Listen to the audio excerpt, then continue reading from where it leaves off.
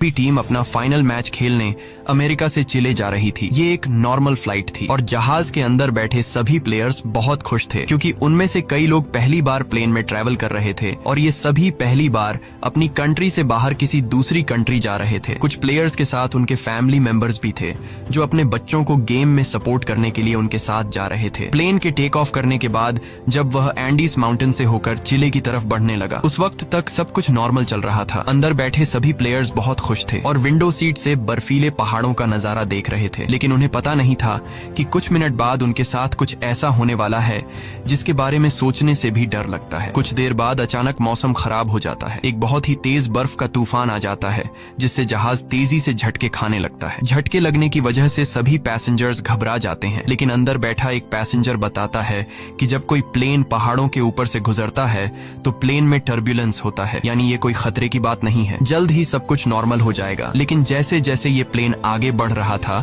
इसका टर्बुलेंस भी बढ़ता जा रहा था। जहाज अब और तेजी से झटके खाने लगा। प्लेन के अंदर मौजूद सारा सामान इधर उधर गिरने लगा। ये देखकर लोगों के बीच हलचल मच गई। पायलट्स जहाज को संभालने की कोशिश कर रहे थे, मगर अब जहाज कंट्रोल से बाहर हो गया था। इससे पहले कि पायलट्स कुछ कर पाते, सामने एक पहाड़ आता है और ये जहाज सामने के पहाड़ से जा टकराता है और दो हिस्सों में अलग हो जाता है। एक प्लेयर तो जहाज के टकराते ही प्लेन के पिछले पार्ट के साथ ही उड़ जाता है और हवा में गायब हो जाता है, जबकि प्लेन का आगे का हिस्सा तेजी से रगड़ते हुए बर्फ की एक बड़ी सी चट्टान से जा टकराता है। ये टकराव इतना तेज था कि प्लेन की सभी सीट्स एक दूसरे के साथ चिपक जाती हैं, जिसमें कई लोग कुचलकर मारे गए। अब जो लोग इस एक्सीडेंट से बच गए थे, उन्होंने खुद को संभाला और कैबिन में मौजूद बाकी लोगों की मदद करने लगे। कुछ प्लेयर्स जल्दी से पायलट्स के पास पहुंचे और उन्हें बाहर निकालने की कोशिश की, लेकिन इस दौरान ये दोनों पायलट्स भी मारे गए थे। ये एक बहुत ही दर्दनाक माहौल था। हर तरफ खून ही खून फैला हुआ था। चारों तरफ लाशें बिखरी हुई थीं। इस प्लेन में टोटल 45 लोग ट्रैवल कर रहे थे, मगर इस क्रैश के बाद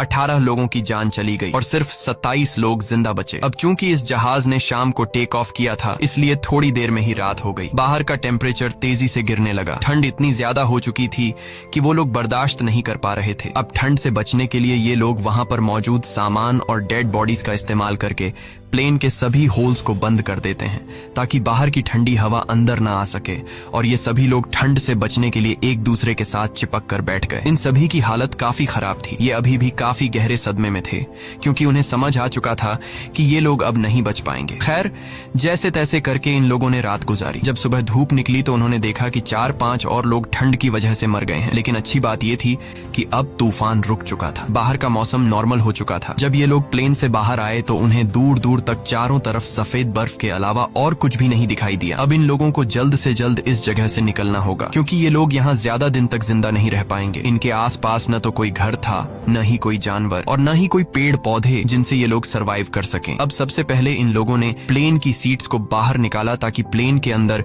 सभी के सोने की जगह बन सके। उसके बाद उन्होंने घायल लोगों को धूप में लिटाया ताकि उनकी बॉडी गर्म हो सके, और ये लोग पानी पीने के लिए बर्फ को पिघलाकर एक एक बूंद करके पानी जमा करने लगे। उसके बाद उन्होंने सभी लोगों का सामान इकट्ठा किया। कोई काम की चीज मिलने पर उसे एक अलग सूटकेस में रखते गए। अब जो लोग इस एक्सीडेंट में मारे गए थे, उनकी बॉडीज को कुछ लोग प्लेन से दूर लाते हैं और उन्हें बर्फ से ढक देते हैं ताकि उन्हें सड़ने से बचाया जा सके। और जब यहाँ मदद पहुंचे तो ये लोग उन डेड बॉडीज को अपने साथ ले जा सके। जब चीजें थोड़ी सुलझ गईं तो इन लोगों ने सुकून की सांस ली। इन सभी को बहुत ज्यादा भूख लगी हुई थी। अब बचे हुए खाने में से एक एक टुकड़ा सब में बांटा गया। वैसे तो खाने का ये एक टुकड़ा बहुत ही कम था, पर जिंदा रहने के लिए इतना काफी था।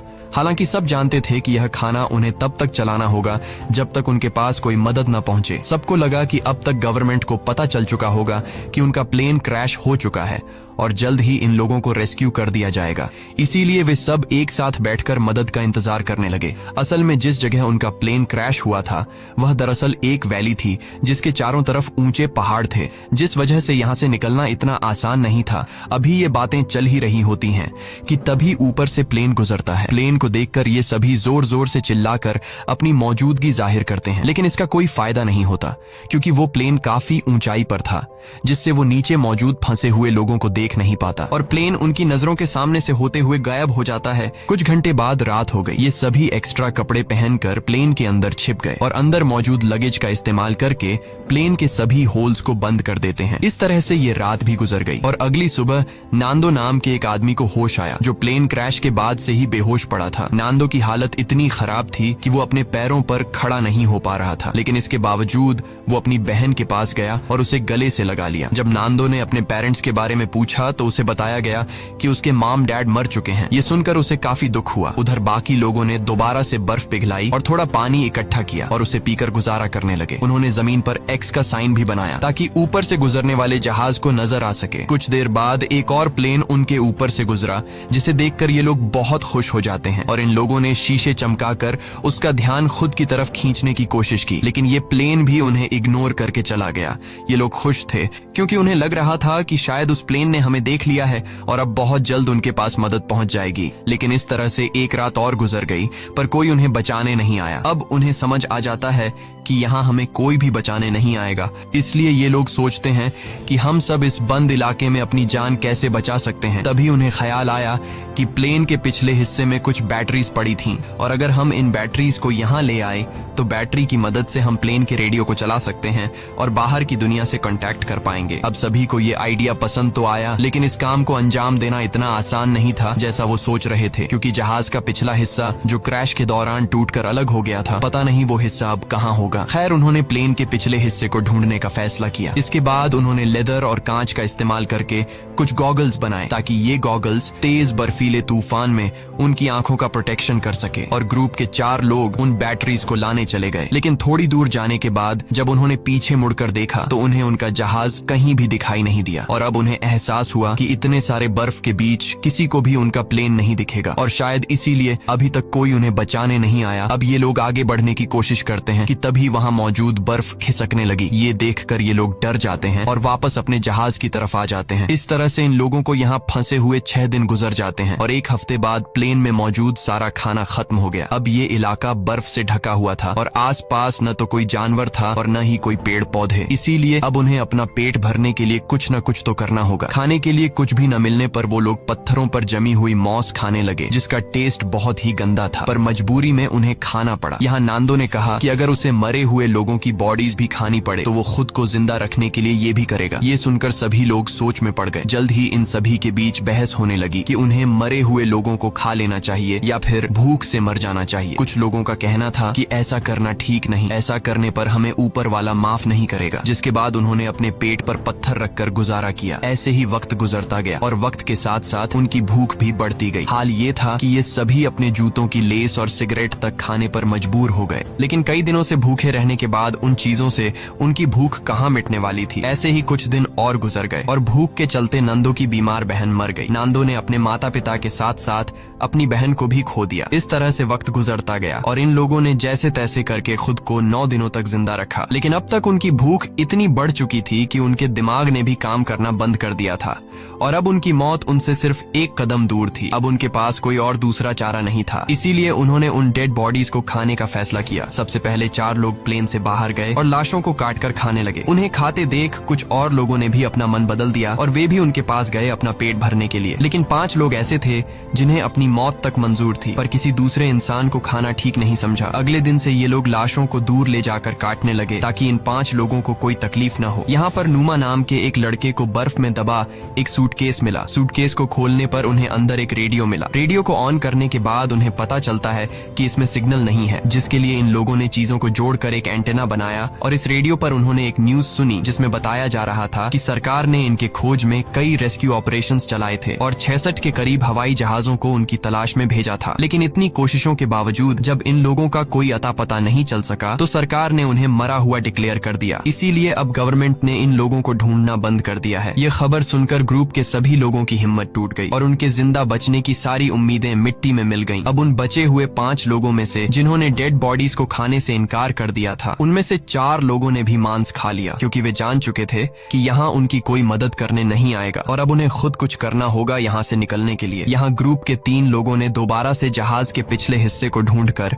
उसमें लगी बैटरीज को लाने का फैसला किया ताकि वे उसका इस्तेमाल करके बाहरी दुनिया से कांटेक्ट बना सकें और उन्हें बता सके कि हम अभी भी जिंदा हैं। इसके बाद 3 लोग प्लेन के पिछले हिस्से को ढूंढने निकल पड़े और कई घंटों तक चलने के बाद उन्हें प्लेन के कुछ टुकड़े मिले जिन्हें ये लोग उठा लेते हैं और साथ ही उस खिलाड़ी की लाश भी मिली जो क्रैश के वक्त उनसे बिछड़ गया था। उन्होंने उसकी लाश को दफना दिया और अपना सफर जारी रखा क्योंकि अब उन्हें भी अंदाजा हो चुका था कि प्लेन का पिछला हिस्सा यहाँ आसपास ही होगा। घंटों की चढ़ाई के बाद ये सभी काफी थक चुके थे और इन बर्फीली हवाओं के चलते उनका सांस लेना भी मुश्किल हो रहा था। जल्द ही रात हो गई और इन लोगों ने एक चट्टान की आड़ में छिपकर रात गुजारने का फैसला किया। अगली सुबह जब उनकी आंख खुली तो ये सभी बर्फ से ढके हुए थे और इन तीनों की हालत काफी खराब थी। ठंड इतनी ज्यादा थी कि उनमें से एक की तो आंखें तक जम चुकी थीं और बाकी दोनों अपने पैरों पर खड़े होने लायक भी नहीं थे। अब उनमें आगे बढ़ने की ताकत तो बिल्कुल नहीं थी, इसीलिए ये सभी प्लेन के बाहर की लोहे की शील्ड पर बैठकर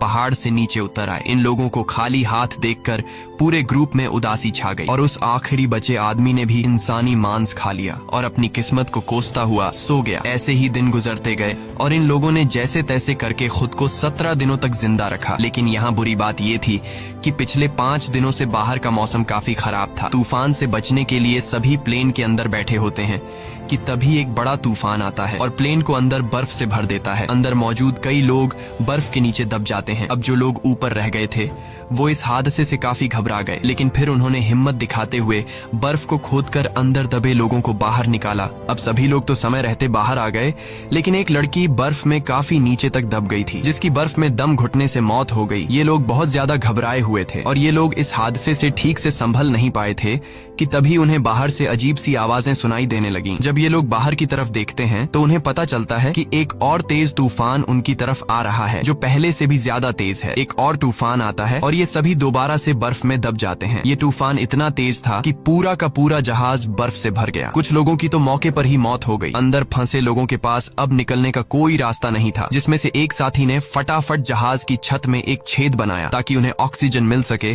और दम घुटने से बच सकें। ये लोग हाथ जोड़कर सिर्फ यही विश कर रहे थे कि अब उनके ऊपर और बर्फ न गिरे, वरना ये सभी हमेशा के लिए यहीं दबकर रह जाएंगे। कुछ घंटों बाद उन्होंने खुद को संभाला और कुल 8 डेड बॉडीज को इकट्ठा करके उन्हें कोने में रख दिया। अब इस तरह से उन्हें यहाँ फंसे हुए 18 दिन गुजर चुके थे और उनका भूख से बुरा हाल हो गया था। अब जिंदा रहने का सिर्फ एक ही रास्ता था कि वे अंदर मौजूद डेड बॉडीज का मांस खा लें, लेकिन ऐसा करना इन सभी के लिए बहुत मुश्किल था क्योंकि ये सभी डेड बॉडीज उनके अपने लोगों की थीं। अब ये सब देखकर नुमा नाम के उस लड़के ने खुद पर से कंट्रोल खो दिया। वो गुस्से में आया और प्लेन की खिड़की तोड़ने लगा। इस दौरान कांच का एक टुकड़ा उसके पैर में घुस गया, लेकिन इसके बाद भी वो रुका नहीं और बर्फ में छेद करता गया। पूरे 2 दिनों की मेहनत के बाद ये सब ऊपर की तरफ छेद करने में कामयाब हुए, जिसके बाद वे सभी बाहर निकल आए। बाहर आकर ये सभी इतने खुश थे जैसे ये सभी मौत की कैद से आजाद हो गए हों। उन्होंने जिंदा बचने की खुशी मनाई और फिर बर्फ खोदकर प्लेन को बाहर निकालने लगे। इस दौरान नुमा नोटिस करता है कि उसके पैर में जो चोट लगी थी उसमें अब कोई दर्द नहीं है क्योंकि बर्फ ने उसके जख्म को सुन्न कर दिया था। हालांकि वो इस पर ज्यादा ध्यान नहीं देता और बर्फ खोदना जारी रखता है। अब आसमान में सूरज निकला हुआ था,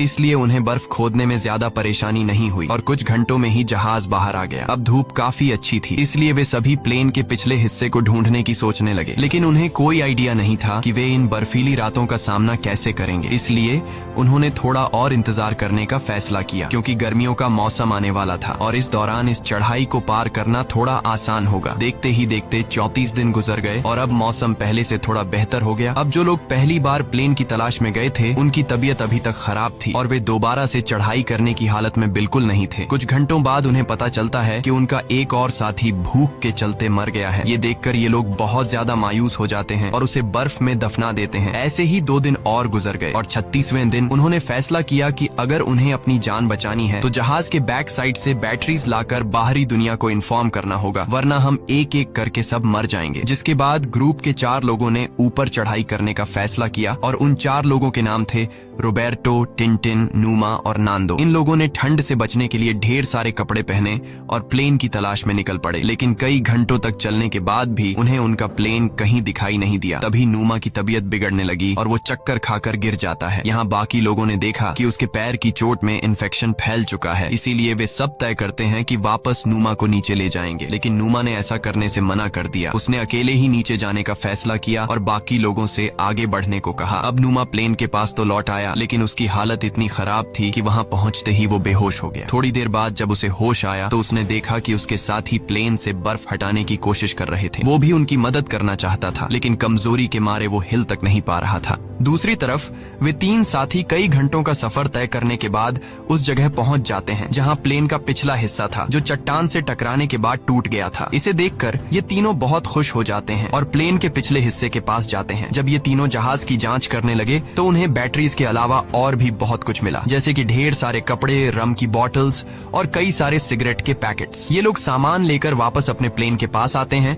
जहां उन्होंने बैटरी को प्लेन के रेडियो में डाला और बाहरी दुनिया से कांटेक्ट बनाने की कोशिश की, लेकिन बदकिस्मती से रेडियो खराब हो चुका था और इस तरह से उनकी आखिरी उम्मीद भी मिट्टी में मिल जाती है। उधर नोमा की तबीयत भी बिगड़ती जा रही थी और अब उसका इन्फेक्शन पूरी बॉडी में फैल चुका था। प्लेन से मिला खाना भी अब खत्म हो गया था, इसलिए ये सभी दोबारा से ह्यूमन मीट खाने लगे। नोमा ने खाना पीना बंद कर दिया ताकि बाकी लोगों के लिए ज्यादा खाना बचे, क्योंकि वह जान चुका था कि अब उसकी जान नहीं बचेगी। अब ग्रुप के कुछ लोग एक बार फिर प्लेन के पिछले हिस्से तक गए, इस उम्मीद में कि उन्हें कुछ काम लायक मिल सके। इस बार उनकी किस्मत ने साथ दिया और उन्हें एक वाटरप्रूफ कपड़ा मिला, जिससे जोड़कर उन्होंने एक स्लीपिंग बैग बनाया। इसके बाद उन्होंने रेडियो पर खबर सुनी कि प्लेन क्रैश को 58 दिनों के गुजर जाने के बाद अब सरकार उन्हें ढूंढने के लिए एक आखिरी मिशन चलाएगी। ये खबर सुनकर सभी में दोबारा से जान आ गई और जिंदा बचे रहने की एक छोटी सी उम्मीद मिली। यहाँ कुछ लोगों ने कहा कि हमें यहीं रुककर उनका इंतजार करना चाहिए, जबकि बाकी लोगों ने कहा कि अगर हम यहीं रहेंगे तो कोई भी हमें देख नहीं पाएगा, इसलिए हम में से कुछ लोगों को पैदल चलकर मदद बुलानी चाहिए। रात को नोमा की तबीयत बहुत ज्यादा बिगड़ने लगी। वह अपनी जिंदगी की आखिरी सांसें ले रहा था। मरने से पहले उसने सभी से कहा कि जब मैं मर जाऊं तो तुम सब मुझे अपना खाना बना लेना। ये शब्द कहकर नोमा की मौत हो गई। नोमा के इन आखिरी शब्दों से सबको हिम्मत मिलती है और उन्हें नोमा के पास से एक लेटर मिला। उस लेटर में नोमा ने लिखा था कि वह बहुत खुश है कि वह अपने दोस्तों के बीच मरा, क्योंकि उसे इससे अच्छी मौत नहीं मिल सकती। अब नोमा का लेटर पढ़कर सभी के अंदर एक अलग सा जोश आ गया और ग्रुप के 3 लोग दोबारा से मदद की तलाश में निकल पड़े। इन तीनों ने एक स्लीपिंग बैग और ढेर सारा खाना लेकर अपना सफर शुरू किया। इस बार इन तीनों ने ठान लिया था कि वे हर हाल में इन पहाड़ों को पार करेंगे और चिले तक पहुंचकर सबके लिए मदद बुलाएंगे। ये तीनों बिना रुके चढ़ाई करते रहे और जब रात हुई तो वे उस स्लीपिंग बैग के अंदर सो गए। अगली सुबह उन्होंने फिर से अपनी चढ़ाई शुरू कर दी और पहाड़ की चोटी तक पहुंच गए, लेकिन ऊपर का नजारा देखकर मानो उनकी हिम्मत टूट गई। उनके सामने पहाड़ ही पहाड़ थे और इसका मतलब था कि उन्हें अभी काफी लंबा रास्ता तय करना था। उनके मन में ख्याल आया कि वे सभी वापस लौट जाएं, क्योंकि इस सफर को पूरा करने के लिए उनके पास 3 लोगों का खाना नहीं था। यहाँ टिन ने अपना खाना इन दोनों को दे दिया और खुद वापस लौट गया, ताकि ये दोनों इस सफर को आसानी से पूरा कर सकें। हालांकि ये सफर काफी लंबा और चैलेंज से भरा हुआ था, लेकिन फिर भी इन दोनों ने हार नहीं मानी और आगे बढ़ते रहे। और आखिरकार 10 दिनों तक लगातार चलने के बाद इन दोनों की मेहनत रंग लाई। वे एक ऐसे इलाके में पहुंचे जहां ऊपर के मुकाबले बर्फ काफी कम थी। इन दोनों को एक साफ पानी की नदी भी मिली, जहां रुककर उन्होंने ढेर सारा पानी पिया। तभी कुछ ऐसा हुआ जिसकी किसी ने उम्मीद नहीं की थी। उन्हें घोड़े पर सवार एक आदमी दिखा जो नदी के उस पार खड़ा था। पहले तो इन दोनों को उस आदमी को देखकर अपनी आंखों पर यकीन नहीं हुआ। वे समझ रहे थे कि जैसे वे सपना देख रहे हैं, पर जल्द ही उन्हें एहसास हुआ कि यह भ्रम नहीं बल्कि सच में एक इंसान है। उस आदमी को देखकर उनकी खुशी का ठिकाना नहीं रहा। उन्होंने जोर जोर से चिल्लाकर उस आदमी से मदद मांगी, लेकिन वह आदमी उनकी बात नहीं समझ पाया, क्योंकि वह उनसे काफी दूर था और बहते पानी के शोर में कुछ सुन नहीं पा रहा था। इसलिए उसने एक पेपर और पेंसिल नदी के उस पार फेंकी ताकि ये दोनों लिखकर कुछ बता सकें। और इन दोनों ने उस कागज पर अपनी सारी कहानी लिख दी। कागज पर लिखी सारी कहानी पढ़ने के बाद ये आदमी उस कागज को लेकर सरकारी ऑफिसर के पास पहुंचा, जहां ऑफिसर को भी पता चला कि 2 महीने पहले जिस प्लेन क्रैश में हम लोगों को मरा हुआ समझ रहे थे, उनमें से कुछ लोग अभी भी जिंदा हैं। और खबर मिलते ही सरकार ने इन सभी लोगों को बचाने का मिशन चालू कर दिया। ये आदमी रोबर्टो और नांदो को अपने घर ले आया, जहां उन्होंने पेट भरकर खाना खाया। अब ये खबर पूरे शहर में आग की तरह फैल गई और बहुत जल्द वहां रिपोर्टर्स का मेला लग गया और बर्फीले पहाड़ों के बीच फंसे लोगों ने भी ये खबर रेडियो पर सुन ली, जिससे सभी खुशी के मारे उछलने लगे। इसके बाद उन्होंने अपने हाथ मुंह धोए और अपना अपना सामान पैक कर लिया। जल्द ही रेस्क्यू टीम रोबर्टो और नांदो को लेकर उस लोकेशन पर पहुंची और प्लेन क्रैश के 72 दिनों बाद आखिरकार उन लोगों को बचा लिया गया। इसके बाद इन सभी लोगों को शहर लाया गया जहां ये लोग अपने परिवार वालों से मिले और शहर के सभी लोगों ने इनका हीरोज की तरह स्वागत किया। अब इन सभी लोगों को हॉस्पिटल में एडमिट किया गया। यहाँ इन सभी ने एक दूसरे को नहलाने में मदद की और फिर इन लोगों को